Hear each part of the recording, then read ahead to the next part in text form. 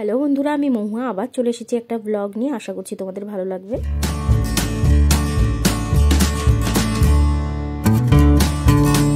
তো এটা ছিল কিট্টু যেদিন হসপিটাল থেকে বাড়ি আসে সেদিনের ব্লগ। তো চেষ্টা করা হয়েছিল যে যাতে একটু হলেও বনুকে আর কিট্টুকে স্পেশাল ফিল করানো যায়, যাতে ও বড় হয়ে দেখে যে ও আসায় সবাই কতটা খুশি হয়েছিল। কারণ আমি মনে করি যে সময়টা বয়ে যাবে কিন্তু স্মৃতিগুলো এইভাবেই ছোট ছোট ভিডিওতে ক্যাপচার হয়ে থেকে যাবে, আর এটা একদিন হলেও পুচকির মুখে হাসি ফোটাবে। তো আমার তো খুবই ভালো লাগে এইভাবে নিজের আপনজনদের ছোট্ট ছোট্ট খুশি উপহার দিতে।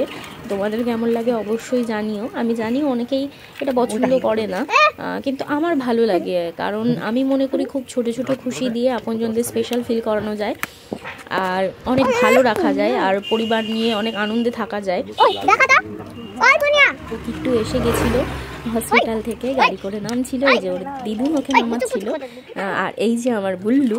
তো ও হচ্ছে হিসু করতে গিয়েছিল কিন্তু ক্যামেরা দেখেনি আর হিসু না করে পালিয়ে গেছে দৌড় মেরে। তারপরে এই যে বনু আসছে আস্তে আস্তে, কারণ ওর তো একটু কষ্ট হচ্ছিল, তো সেই জন্য বনু পেছনে পেছনে ছিল আর কিট্টুকে নিয়ে মা আগেই চলে গিয়েছিল। আর এই যে এখন হচ্ছে কিট্টুর পায়ের ছাপ নেওয়া হচ্ছে। তো এটা দিয়ে কিছু করার চিন্তা ভাবনা আছে, তো যবে করব তবে অবশ্যই দেখাবো। বাকিটা তোমরা দেখে নিয়ে এনজয় করো। ছোট্ট একটা সারপ্রাইজের ব্যবস্থা করা হয়েছিল। তো এবার হবে কেক কাটিং। বনু কিট্টুকে নিয়ে ভেতরে যাচ্ছে। এই সমস্ত তোরজোর বাড়ির সকলে মিলে করেছে কিট্টু আসবে বলে।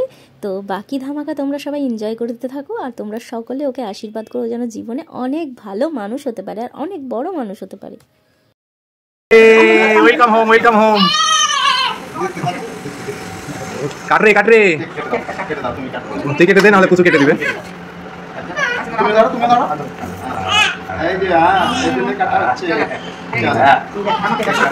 ভালো লাগলে অবশ্যই লাইক, শেয়ার, কমেন্ট, সাবস্ক্রাইব করে পাশে থেকো। টাটা।